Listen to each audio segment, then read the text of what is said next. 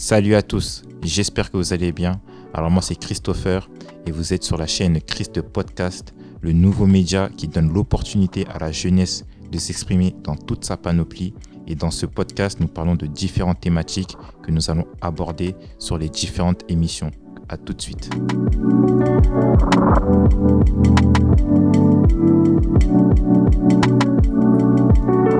Salut Mich. Salut Chris. Ça va? Ça va et toi? Yeah, ça va super. En tout cas, c'est un plaisir de revenir sur cette émission qui se nomme le Christ Podcast. Toujours. On est arrivé à la 3e émission. On va parler d'un sujet qui est vraiment intéressant et qui fait partie intégrante, notamment de la jeunesse. C'est la productivité et les réseaux sociaux. Donc, qu'est-ce que tu peux dire vis-à-vis de ça? Notamment, j'ai vu un rapport qui dit que les jeunes passent plus de 2 heures par jour sur les réseaux sociaux. Qu'est-ce que ça t'évoque, notamment ce chiffre? Écoute, c'est à la fois surprenant, mais lorsqu'on regarde tout ce qui se passe aujourd'hui, toutes les plateformes qui naissent tous les jours, on se dit que ce chiffre n'est pas surprenant. D'ailleurs, la dernière fois, j'écoutais le procès de tous les CEO de ces réseaux sociaux qui étaient face donc aux juges américains parce que l'inquiétude, en fait, elle est de plus en plus croissante chez surtout chez les jeunes adolescents qui passent plus de temps sur les réseaux sociaux et cela a un impact sur la productivité, sur la réflexion de ces jeunes. Donc, c'est un sujet effectivement qu'il faut mettre à la lumière de tous. Yes, clairement, c'est d'ailleurs le procès où même Mark Zuckerberg a été notamment jugé vis-à-vis de ça et même plusieurs autres personnes. Je voudrais évoquer, parce que là on parle d'un sujet qui nous parle, comment tu t'organises notamment avec les réseaux sociaux. En gros, quelle est ta journée type pour qu'on sache un peu plus notamment la manière dont tu utilises les réseaux sociaux, etc. Aujourd'hui, ma journée type sur les réseaux sociaux, je dirais pas que j'ai une journée type sur les réseaux sociaux, mais j'ai une journée type pour moi-même ma propre planification, quoi. Okay. Le matin, par exemple, je me réveille à 5h30, 6h, je fais ma prière. Ensuite, je me prépare soit physiquement ou mentalement pour commencer ma journée. Ensuite, je vais au travail, je reviens donc entre 18h30 19h. À partir de là, j'essaie un peu de faire quelques courses, tu vois, un peu aller au marché un peu. Exactement, aller au marché, peut-être cuisiner parce que j'aime bien cuisiner aussi. Mais pour parler de journée type sur les réseaux sociaux, en vrai, j'ai pas forcément de journée type parce que moi perso, j'y vais pas trop. Ok. Si je vais, c'est peut-être soit dans le cadre professionnel, mais je suis beaucoup plus accro à LinkedIn quand même, je vais le dire, parce que sur LinkedIn... C'est quoi les réseaux sociaux, par exemple, que tu utilises là actuellement? Aujourd'hui, moi, je suis sur Snap, je suis sur Insta, sur LinkedIn. Alors, LinkedIn, c'est un réseau social professionnel, on va le dire. Yes. Et je suis aujourd'hui aussi sur Facebook, même si je fais rien. Ah ouais, Facebook, j'avoue que moi, Facebook, j'ai délaissé ça depuis un petit moment. Mais d'ailleurs, même c'est un réseau social qui est de plus en plus délaissé, notamment surtout ceux qui ont la vingtaine comme nous et même les plus jeunes.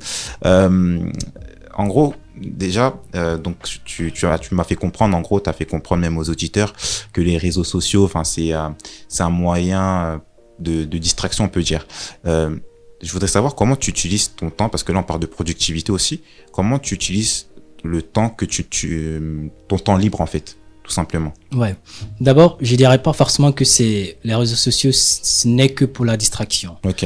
Parce que aujourd'hui, il y a de nombreux métiers qui sont nés grâce aux réseaux sociaux. Et les gens, il y a des bonnes informations aussi. Oui, il y a des bonnes informations, des cours, effectivement, tu vois. Donc, ça peut être une source de distraction. Yes.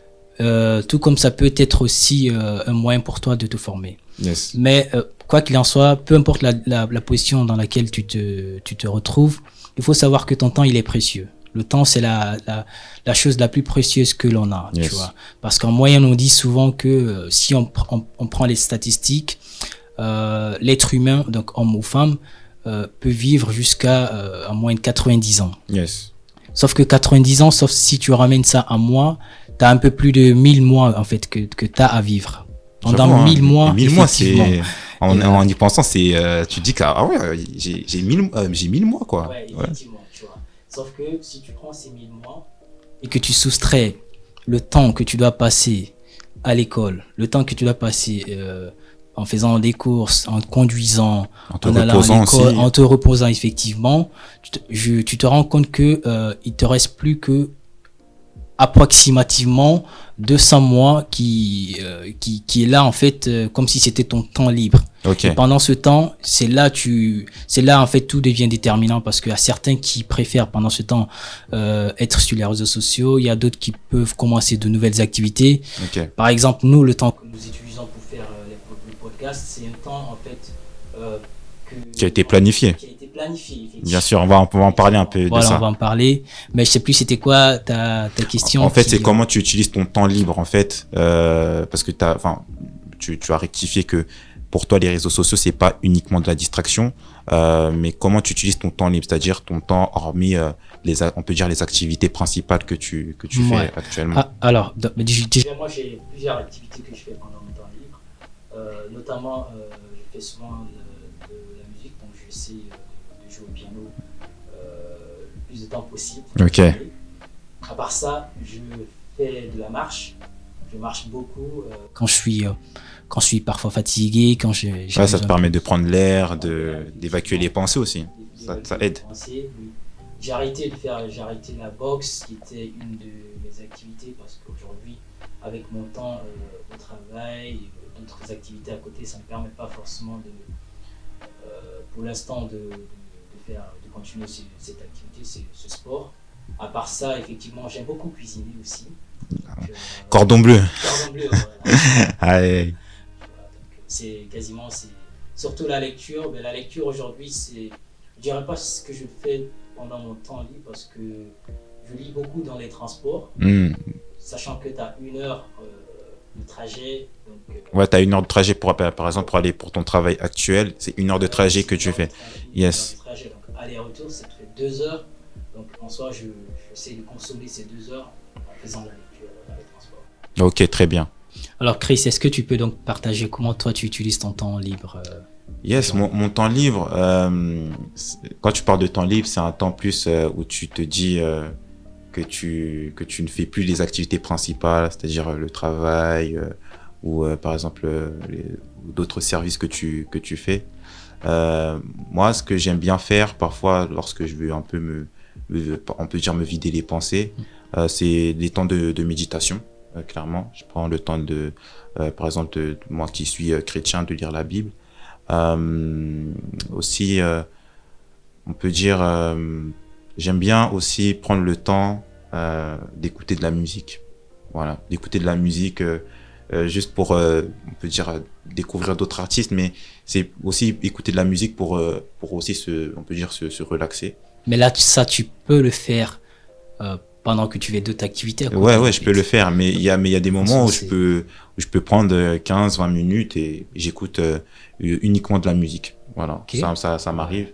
Et bien sûr, la lecture. En vrai, tout ce qui est méditation, lecture, même si pour moi la méditation, c'est tous les jours, méditation de la parole de Dieu. Donc si je comprends bien, la musique, c'est une source d'inspiration en fait pour toi. Ouais, ça permet pour moi, c'est un moyen aussi d'imagination aussi. Ça dépend des types de musique. Bon, après, moi, j'ai un passé un peu à l'époque, je réalisais des clips. Donc, parfois, quand j'écoute une musique, je peux me faire des images à travers cette musique-là, tu vois. D'imaginer un peu, entre guillemets, le clip de cette musique. Mais ça permet de pouvoir, comment dire... comme la lecture en fait, la lecture ça te crée aussi de l'imagination et ça te permet aussi, on peut dire entre guillemets de pouvoir penser autre chose, tu vois, de travailler ton imagination. Donc c'est un peu ça et bien sûr après le sport, je fais beaucoup du sport à la maison, donc quelques haltères, un vélo, donc un tapis pour faire tout ce qui est sur le corps, donc c'est ce que j'aime bien faire en tout cas par rapport au temps libre. Mais je précise, donc, quand je parle de temps libre, c'est on peut dire au-delà des activités principales que tu fais, quoi. Oui, ça se voit que tu as un temps assez équilibré, que tu parviens quand même à gérer ton temps, parce qu'il faut rappeler en fait on a des activités qui sont nécessaires, comme dormir par exemple, comme bien sûr. aller travailler ou aller à l'école, mais il y a d'autres temps qui sont facultatifs, on va dire, Et toi, donc, pendant ces temps facultatifs, tu dis que tu es plus sur la musique, sur le sport, mais aujourd'hui, ça donne un avantage parce que ton corps, à la fois, il est en forme, mais ton esprit C'est aussi ça. il est en forme. Et je pense que c'est important quand on parle de temps libre. Après, c'est pour ça, c'est important de planifier des objectifs, etc., d'avoir une vision à long terme. Pourquoi? Parce que on a un temps limité. Et en fait, ce temps, en tout cas, dans le mindset que j'ai, ce temps, je dois le maximiser pour manifester, on peut dire, la vision, les rêves que Dieu m'a donné, que j'ai en moi. Donc, clairement, c'est aussi avoir cette réflexion, ok, même si c'est du temps de relaxation, même pour les films. Moi, je peux pas regarder n'importe quel film. C'est pour ça, moi, j'aime bien regarder, dernièrement, j'ai regardé la biopic de McDonald's. Je sais que c'était un temps de relaxation, enfin, c'est-à-dire un temps, voilà, où un peu de distraction. Mais je sais que il y a des messages, ou du moins il y a des choses que je vais apprendre sur ce film et que ça va me faire aussi gagner du temps. Tu comprends un peu le mindset? Ouais, je comprends complètement. Donc aussi c'est de quand on peut dire t'as du temps entre guillemets libre, même si le temps tu dois l'utiliser pour la vision que t'as, c'est toujours avoir ce mind, ok, est-ce que ce que je fais ça va m'être utile en fait. D'où l'importance aussi au niveau des réseaux sociaux. Je sais que les réseaux sociaux c'est quelque chose où on utilise, mais on l'utilise parfois pour regarder juste l'actualité, pour regarder ce qui se passe. Mais il y a aussi des fois, comme tu l'as très bien dit au tout début, les réseaux sociaux servent aussi à pouvoir te former, à pouvoir regarder des choses, tu sais que ça va t'intéresser, tu vois. Donc, c'est un peu un équilibre. Aujourd'hui, on parle de productivité et réseaux sociaux, mais qui dit productivité dit objectif, et qui dit objectif dit résultat. C'est ça. Donc, comment toi aujourd'hui tu planifies tes objectifs? Est-ce que déjà tu as des objectifs à court terme, à moyen terme, mais comment aussi tu planifies ton quotidien? C'est très important cette question parce que en fait, faut pas être un démagogue. Hein, parce que tu as une vision, tu sais, j'ai envie de faire ci, j'ai envie de faire ça. Mais la réalité, c'est que il faut que déjà tu aies une discipline. Et quand on parle de se planifier, etc., en fait, c'est de la discipline aussi que tu te mets. Et moi, ce que j'aime bien faire, c'est que, bien sûr, j'ai des objectifs. Déjà, il y a la vision. Parmi différentes catégories. Quand je parle de catégories, c'est différentes termes. Par exemple, l'aspect familial, l'aspect entrepreneurial, l'aspect, on peut dire, ministériel, on peut dire, hein, quand on parle de l'Église. Bref, l'aspect financier aussi. Donc, il y a différentes catégories et ça, je sais que il y a des visions qui sont... En tout cas, j'ai une vision précise de ça. Maintenant, pour concrétiser cette vision-là, je me mets des objectifs clairs. Et des objectifs clairs, c'est des objectifs, allez, on peut dire moyen, court terme. Ok. Et quand je fais ces objectifs court terme, notamment, quand je parle de court terme, c'est, on peut dire l'objectif dans l'année. Dans l'année, voilà, ouais. Qu'est-ce que je peux faire dans l'année qui va me permettre d'aller de l'avant sur ce que je sens que j'ai envie de faire, tu vois. Et moi, ce que je fais très clairement, c'est que quand je veux accomplir les objectifs dans l'année, je me pose chaque semaine, je me fais un objectif dans la semaine. En fait, je fais un sorte d'entonnoir, quoi, tout simplement. Ok, je sais qu'il y a ça, c'est le goal de cette année. Maintenant, par exemple, le podcast, je sais que c'est un truc qu'on a envie de faire et qu'on veut vraiment mettre en place et qu'on est en train de le faire. Donc, par exemple, on s'est dit, ok, cette semaine, on va faire un tournage du podcast. Mais pour faire le tournage, il faut qu'on prépare, on planifie. Déjà, on prépare le sujet et bien sûr, on planifie le jour. Mais c'est quelque chose que je fais depuis maintenant facilement, 3 ans, 4 ans. Donc, si je comprends bien, en fait, avant de commencer la semaine, tu prépares donc ta semaine en te disant tel jour, je dois faire telle activité. Mais est-ce que chaque jour, tu fais un bilan de la fin de ta journée, par exemple? Non, franchement, chaque jour, non. Je peux pas dire chaque jour, je fais un bilan de la fin de la journée. Mais ce qui est sûr, c'est que, en tout cas, le minimum que je fais, c'est que à la fin de la semaine, quand je prépare, moi, j'aime bien faire, par exemple, ça le dimanche. Le dimanche, pour moi, c'est ma journée préférée parce que c'est la fin de la semaine et tu débutes une autre et ça permet de voir, parce que c'est important de prendre du temps comme ça et c'est du temps que tu te mets à part c'est du temps que tu te mets, où tu t'es seul, on peut dire. Hein. Et à travers ce temps, en fait, ça te permet de voir aussi tes avancées et ça va t'encourager. Ouais. D'où le fait, j'encourage beaucoup de personnes à pouvoir écrire ce qu'ils doivent faire dans la semaine. Et s'il y a des choses qu'ils ont fait, ben, ça va leur donner du boost, en fait. Du boost, tu vois, effectivement. du boost par rapport à ce qu'ils font et ça va leur encourager. Il y a des choses, bien sûr, moi, ça arrive de voir qu'il y a des choses que j'ai planifiées, mais que je l'ai pas fait. Mais je me suis dit, au moins, je sais que je l'ai pas fait. Tu vois, c'est pas quelque chose qui est perdu parce que je pense que l'une des choses qu'on ne fait pas trop quand on planifie nos objectifs, l'une des choses qu'on fait souvent lorsqu'on a des objectifs, et qui pour moi n'est pas forcément bon, et je pense que tu diras ton avis par rapport à ça, c'est qu'on fait beaucoup confiance à notre mémoire. Et ce qui fait que parfois, ben, tu te rends pas compte de l'avancée que tu fais, alors que, par exemple, si tu écris, en fait, tu as conscience que, ouais, je me suis dit ça et je l'ai fait, en fait, tu vois. Donc, moi, j'encourage beaucoup de personnes à le faire. En tout cas, moi, ça fait beaucoup de bien. Mais si je réponds bien à ta question, le bilan minimum, c'est de faire lorsque je prépare la semaine, mais pas tous les jours où je me dis, j'ai fait ça dans la journée. Non, franchement, ouais. non. Et c'est super intéressant ce que tu es en train de dire. Il faut rappeler aussi les outils qui sont à notre disposition pour gérer notre temps, notre semaine. Yes. Il y a des outils aujourd'hui comme Notion, par exemple, qui te permet d'avoir une bonne planification. Tu as Trello aussi. Tu as d'autres planeurs électroniques qui sont super dans la planification. Aujourd'hui, personnellement, moi, je suis pas forcément un mec qui se planifie tous les jours, parce que moi, je le fais une fois par semaine. Tu vois, une fois par semaine, j'ai mon calendrier, et dans mon calendrier, tu as tous les événements plus importants pour moi à réaliser systématiquement. Mais dans la semaine, je me dis pas, il faut impérativement que je fasse ceci, que je fasse. En fait, ma journée type, c'est pourquoi je disais au début, ça peut changer. Ce que j'aurais dû faire aujourd'hui, je peux le faire demain. Mais quoi qu'il en soit, je dois le faire dans la semaine. Ça, c'est ma propre planification. Mais tu sais déjà ce que tu dois faire dans la semaine. Je sais déjà ce que je dois faire dans la semaine. Il y a des priorités. Par exemple, dans le cas du travail, tu sais que tu as telle tâche à réaliser.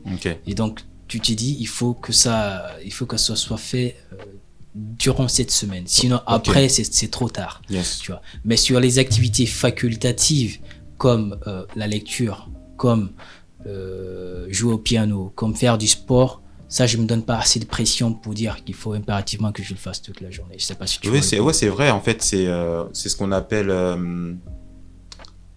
la to-do list, en fait. Une to-do list, tu sais que voilà, s'il y a un peu de temps pour le faire, je le fais. Et par exemple, même si en ce moment, pour moi, le sport, j'essaie de le faire midi, 13h, parce que ça permet après, parce que moi, je sais que je suis quelqu'un, l'après-midi, je sens que voilà, c'est pour ça que l'après-midi, je prends des choses que je sais que je vais faire facilement, parce que l'après-midi, c'est après manger, tu vois, donc tu digères et tout. Donc moi, j'aime bien faire le sport avant, comme ça, je sais que mon corps, booste, quoi. Ouais, ça me booste durant le reste de la journée.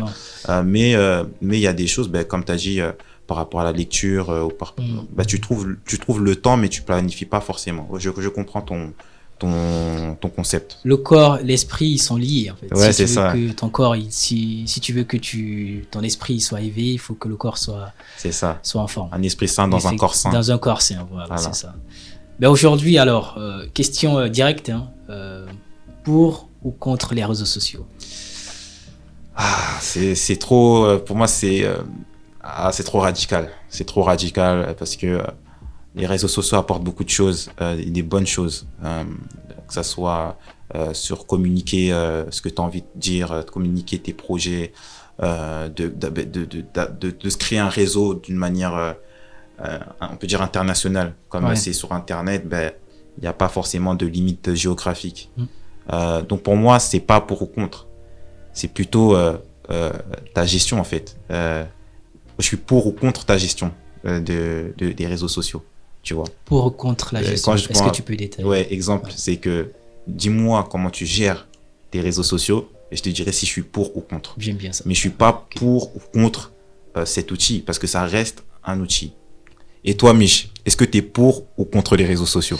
Dis-moi. Alors, je ne suis ni pour ni contre les réseaux sociaux de façon radicale. Ok, pareil, un peu pour moi. Voilà, parce que moi-même, je vais sur les réseaux sociaux et parce que aujourd'hui, l'utilisation des réseaux sociaux, en fait, chacun a ses motivations quoi, dans le fait d'utiliser ou pas les réseaux sociaux. Bien sûr. Mais il faut savoir qu'il y a des avantages, qu'il y a des inconvénients. Je vais commencer peut-être par les inconvénients des réseaux sociaux. En fait, il faut faire le lien entre le fait de naviguer sur les réseaux sociaux et sa capacité à être concentré. Ok. Aujourd'hui, il y a beaucoup d'études qui montrent l'impact des réseaux sur la concentration. Ok. Parce que si je prends l'exemple palpable de TikTok, sur lequel tu as des vidéos qui tournent à 15 secondes, Ok. t'imagines que tu scrolles à chaque 15 secondes, tu passes à une autre image ou à une autre vidéo. Cela peut se répercuter sur ta capacité à se concentrer. Et ça peut avoir aussi des répercussions sur tes relations. Parce que si tu es par exemple avec tes proches, avec ta famille, et que tu n'arrives pas à prêter attention à tout ce que l'autre qui est en train de te parler, tu n'arrives pas à prêter attention à ce qu'il t'est dit, et que tu es tout le temps distrait, ça peut être frustrant.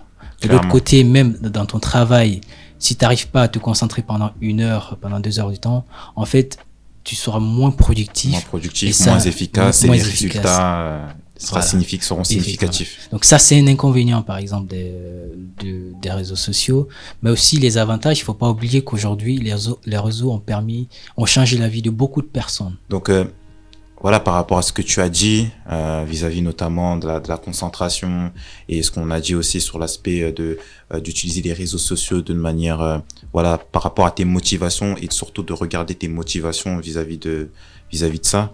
Est-ce que tu as un conseil que tu pourrais donner, pas uniquement forcément sur la gestion des réseaux sociaux, mais sur la productivité, ok? Si, voilà, si tu souhaites qu'un auditeur soit plus productif, quel est le conseil que tu peux lui donner vis-à-vis de ça? Ce que je dirais, c'est que aujourd'hui, la façon dont tu vas dépenser ton temps, cela va déterminer la qualité de ta vie. Et ça va déterminer aussi l'héritage que tu vas laisser à ta progéniture. Donc, il faut savoir que la distraction, elle est bien, mais l'atteinte des objectifs est beaucoup mieux. Lorsque tu sais le temps que tu as et que tu sais qu'il est fini, il faut l'utiliser à bon escient. Comme on dit, les temps sont mauvais, donc il faut racheter le temps. Okay. Ça, c'est un conseil qu'il faut toujours avoir, et qu'il y a un temps pour tout. Il y a un temps pour les réseaux, il y a un temps pour le travail, il y a un temps pour soi-même, mais surtout il y a un temps aussi pour les autres. Et ça, c'est important. Yes, ouais, ok, très très bien. Moi, ce que je pourrais rajouter par rapport à ce que tu as dit, c'est, je pense qu'il faut croire d'abord, il faut croire en ses rêves, en fait. Pourquoi je dis ça? Parce que les objectifs, ou du moins, parce que quand tu es productif, en fait, c'est que tu cours pour manifester tes objectifs. Hein. On parle de cette logique-là. Mais tes objectifs découlent de la vision que tu as de toi sur l'avenir, de ce que tu vas faire dans 5 ans, dans 10 ans, tu vois. Et je pense que d'abord, pour moi, c'est de se focaliser sur de croire en vos rêves. Et quand je dis de croire en vos rêves, c'est pas seulement de l'imaginer ou de savoir que j'ai envie d'être ça. C'est se dire, ok, je prends, j'attrape ce rêve et je fais en sorte que ce rêve soit manifeste. Et je pense que c'est là que automatiquement, ou du moins, ça sera beaucoup plus facile d'être productif. Parce que ça sert à rien de se dire, ok, j'ai envie de faire ça, mais tu sais que cette chose, tu t'y vois pas pour, je sais pas, moi, par exemple, à l'école, on a tous eu comment ça s'appelle, il y a des matières, voilà, il y a différentes matières que, on se dit, ça me lasse parce que, par exemple, pour moi, la physique chimie, à l'époque, quand j'étais au lycée, j'aimais pas parce que je me disais, mais ça va me servir à quoi? En fait, parce que, alors que les maths, j'aimais bien parce que je me disais, en plus, voilà, comme je suis un peu dans l'informatique et tout, je me dis, mais je sais que ça va m'être utile. Donc, automatiquement, je suis productif dans ça et donc les résultats que j'avais étaient bons, tu vois. Donc, pour moi, c'est de croire en ses rêves. Et quand je dis de croire, encore une fois, je le répète, vraiment, prenez ses rêves au sérieux et faites en sorte que ça soit manifesté. Et vous allez voir qu'à que la productivité derrière, ça va suivre. Même si ça va pas être tout le temps facile, mais la productivité, vous avez même pas besoin qu'on vous enseigne sur ça. Tu vois ce que je veux dire ou pas? Bien sûr, il faut apprendre, il faut avoir de la connaissance, mais il y aura un minimum que tu auras. Et juste pour compléter ce que tu es en train de dire, parce que c'est très important, avoir des rêves sans des objectifs, c'est pas suffisant. C'est ça. Il faut avoir des rêves, il faut avoir des objectifs, mais aussi il faut se donner des moyens pour atteindre. Sinon t'es démagogue, hein, tout simplement. On arrive maintenant à la fin de cette émission. En tout cas, merci de nous avoir écoutés jusqu'au bout. En tout cas, c'est un plaisir de faire cette émission, notamment avec Mich. Et on se retrouve à la prochaine émission dans laquelle on va parler d'un autre sujet qui est relié notamment à la jeunesse. J'espère que ça vous plaira. En tout cas, à la prochaine et on se dit peace.